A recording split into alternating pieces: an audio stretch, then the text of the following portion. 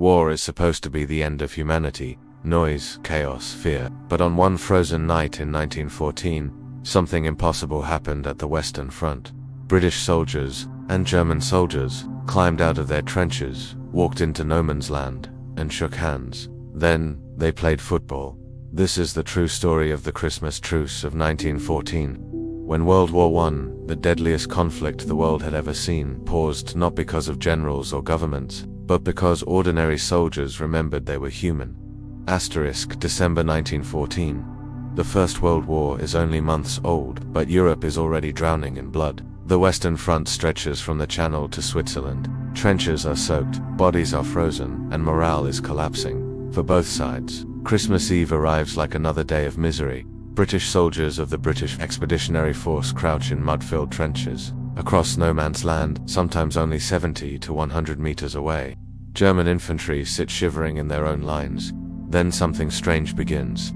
German troops hang lanterns, candles and small Christmas trees along their trench tops, traditions brought from home. The British stare in disbelief as faint singing drifts across the killing field. Still night, Heilig Nacht, Silent Night. The British answer with their own carols. For the first time in months, the Western Front hears music instead of artillery. The singing fades. A single German voice calls out across the darkness, "Tommy, you come over." British soldiers raise their rifles, but no one fires. Slowly, cautiously, men begin to climb out of the trenches. Historians confirm this happened along multiple sections of the front: Ypres, Artois, the River Lys, Frellinghain, and Ploegstert. The soldiers meet in the middle. They exchange cigarettes, badges, chocolate, buttons, and photographs of loved ones. They bury their dead together. They even help each other dig trenches and fix barbed wire.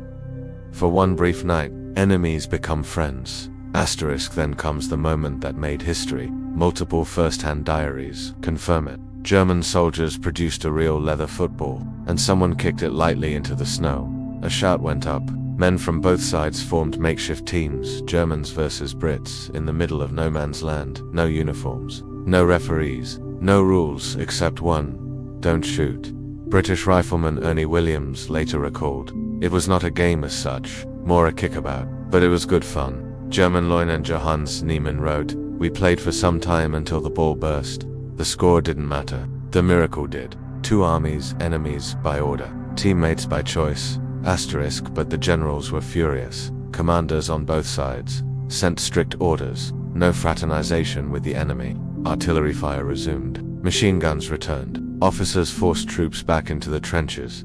Within days, the war was fully back. Many of the men who played football that night would never see another Christmas, but none of them ever forgot it. The Christmas Truce didn't end World War I, it didn't stop the killing, it didn't change the decisions of governments, but it proved something extraordinary. Even in the darkest moment of human history, ordinary people can choose peace.